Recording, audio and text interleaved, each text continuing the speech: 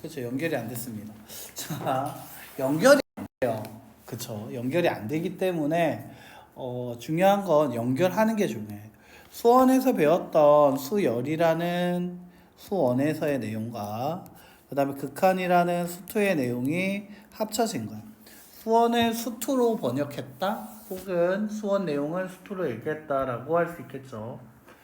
자, 한번 볼게요. 수열에 수렴과 발산이라고 적혀 있는데 수열이야. 자, 얘 일반항이라 썼니? 수열이라고 썼니? 수열이라고 얘기하고 있지. 그럼 n에 대한 어떤 식이 n이 다 뭐에 대한 형태가 될까? 정수, 특히나 자연수로 나오게 돼. 이 n은 당연히 수열에서 일반항 자리에 들어가는 게 n이기 때문에 이때 n은 말하지 않았지만 자연수, 즉 1보다 크거나 같은 숫자들로 이루어지게 될 거야. 그때 일반항 AN의 값이 일정한 알파의 값이 가까워지면 자, 이거 뭐에 일정한 값이 한없이 가까워지면 수렴한다고 한다. 이거 뭐야? 수투에서 했던 바로 어떤 수렴, 극한을 얘기하고 있다는 거지. 즉 표현할 때 n이 무한대고 할 때 일반항이 알파의 값을 갖는다. 또는 n이 무한대로 갈 때 an은 알파의 값을 갖는다라고 얘기하게 되죠. 또한 수열 an이 모든 자연수 n에 대해서 일반항 an이 c라는 어떤 숫자라면 당연히 상수로 한없이 가까워진다고 표현하게 되는데 다 아는 맛이야. 알았던 맛인데 두 개를 섞어 놓으니까 약간 좀 이게 많은 건가? 약간 내가 알고 있었던 건가? 약간 난처할 수도 있어요. 한번 식을 한번 보죠. AN이 있습니다. 자, 그에 대한 일반항 자체가 n 플러스 1분의 n으로 첫 장 2분의 1, 둘째 장 3분의 1, 셋째 장 4분의 3, 넷째 장 5분의 4인데 막상 그래프를 그려보면 이렇게 오게 되는 거 맞습니까? 네. 자, 근데 이거 우리가 n이 무한대로 갈 때라고 썼지만 우리가 수투에서 배울 때 x가 무한대로 갈 때 x 플러스 1분의 x 로피탈 정의, 베르누이 정의 맞습니까? 최고차항의 개수의 비로 얘기하자 얼마? 1. 그래서 1에 한없이 가까워집니다. 맞아요? 자, 이런 식으로 된다는 거지. 즉 여기에서는 점으로 나타내고 있지만 원래 그래프는 어떻게 나오냐면 점 하나, 점 둘, 점 셋, 점 넷 이런 식으로 나와. 즉 여기 보이는 실선들 있지? 이게 원래 없는 거야. 이렇게. 이게 그 수투했던 극한이랑 다른 점이 이렇게 나오게 된다는 거야. 이게 수열에서의 극한이야.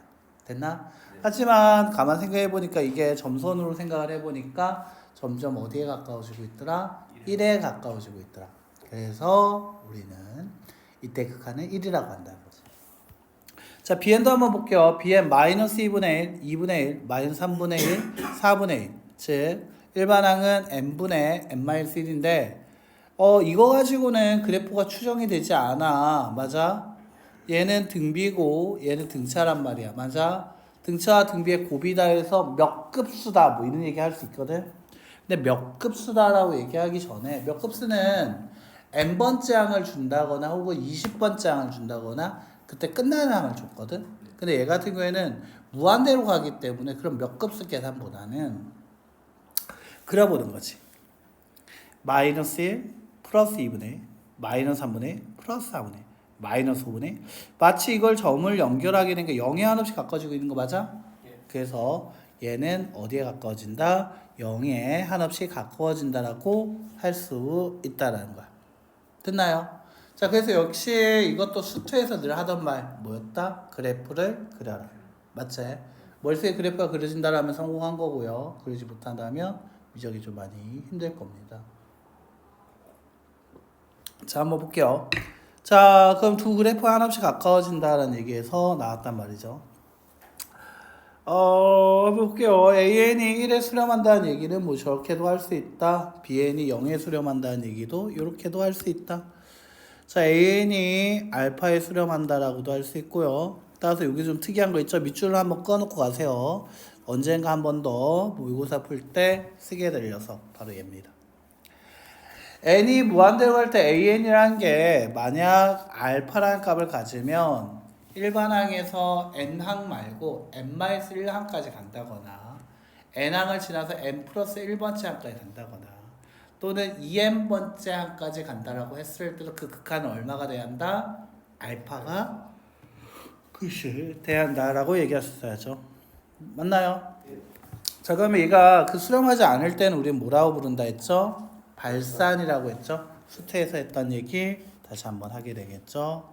자, 극한을 만약에 물어봤어. 그 극한은 수렴한다. 극한값을 갖는다. 수렴한다거나 혹은 어떻게 한다? 발산하게 된다. 이렇게 나오게 되는 거였지. 맞지? 그래서 어떤 그래프를 얘기하게 되면 이렇게 얘기할 수 있다는 거지. 뭐 극한이라고 하면 좀 헷갈리니 그만 수열이라고 기억해도 괜찮아. 수열은 수렴하거나 혹은 발산한다. 맞습니까? 진동도 있잖아요. 그치, 그 발산에 들어가. 아, 이 발산은 양의 발산도 있고, 그래서 양의 무한대라는 의미에서 그냥 인피니티, 음의 무한대에서 마이너스 무한대, 그리고 진동이 있어. 즉, 그치, 수렴이라는 게 어떤 특정한 값에 가까워지지 못하는 거, 가까워지는 게 수렴이야. 됐어요? 뭐지? x가 n이 무한대로 갈 때, 맞아요? an이 알파에 한없이 가까워져. 어떤 특정 값에 가까워지면 수렴이라고 해. 그렇지 못하면 다 뭐라고 하자? 발산이라고 표현한다. 수렴하지 못한 녀석들이야. 됐지? 못한 모임. 뭐 이렇게 얘기할 수 있다는 거지. 됐나?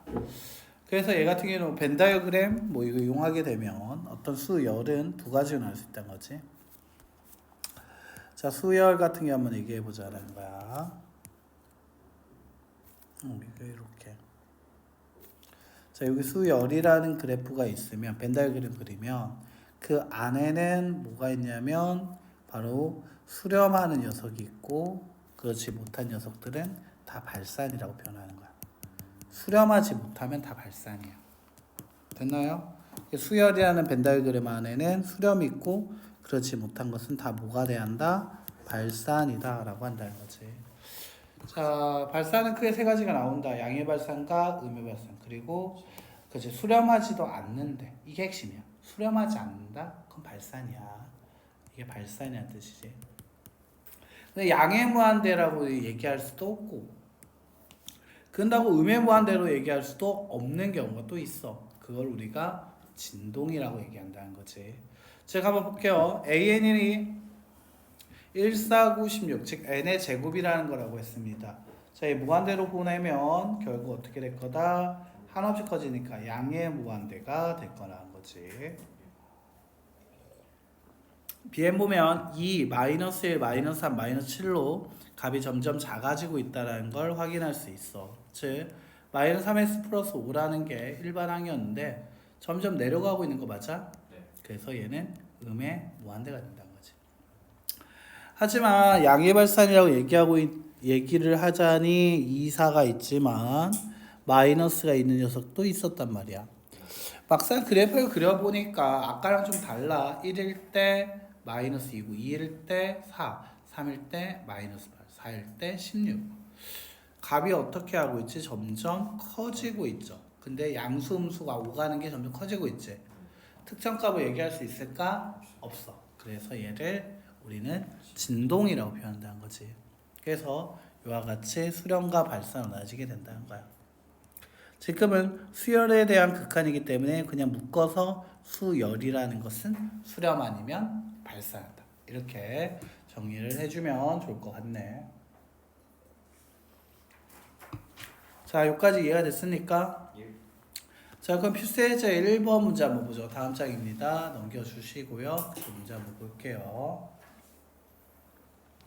자, 여기서 수렴과 발산을 조사하고 그 수렴한 그 극한값을 구하시오라고 했는데, 자, 얘 같은 경우에는 전에는 우리 이제 그래프 그리라고 하면 힘들었던 부분이 뭐였지?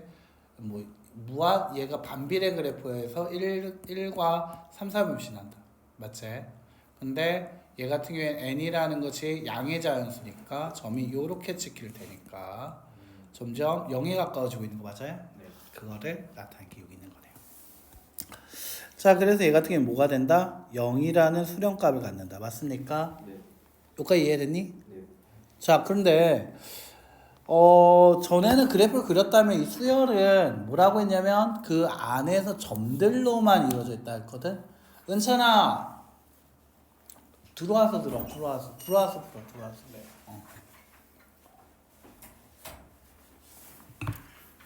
왜냐면 지금 나 이거 하고 있어. 미적분 처음 시작했어. 하다가 너도 한번 희금희금 봐. 자, 이 같은 경우에는 n 플러스 1이라고 적혀 있었지. 맞나? 우리가 이게 1차 함수다라는 걸 그리는 게 우리 함수의 극한이었다면 오늘 하는 수열의 극한은 점으로 나타낸다라는 개념이었지. 자, 그럼 좌표표면 그리게 될 거고요. 얘가 n이고 그 다음에 얘가 n 플러스 1, 즉 an에 대한 어떤 함수값, 이 수열값이라고 할 수 있죠. 얘는 1일 때, 2일 때, 3일 때, 4일 때인데 1 넣으면 얼마 된다? 2가 되고 2를 넣으면 3, 3을 넣으면 4, 4를 넣으면 5가 되는 점점 값이 커지고 있는 그래프 맞습니까? 자, 얘가 점점 커지고 있네. 그래서 얘는 뭐라고 부르자? 발산이라고 부르자라는 거지. 자, 마이너스 2n 플러스 2라고 했습니다. 이제 점만 한 3개 찍어보면 규칙이 보이지 않을까요? 맞아요? 1을 넣었을 때 마이너스 1이 나올 거고요. 2를 넣었을 때 마이너스 3이 나옵니다.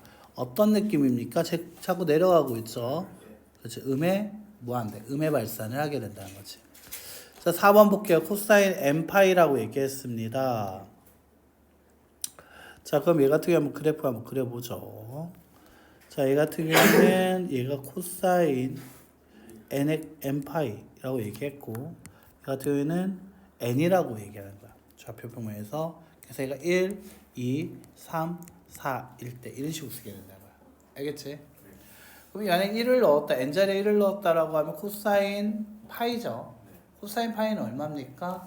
마이너스 1입니다. 2를 넣으면 다시 코사인 2파이죠. 얼마가 될까요? 1이야. 3을 넣으면 마이너스 1, 4 넣으면 플러스 1. 자, 마치 왔다 갔다 거리고 있는 거 맞습니까?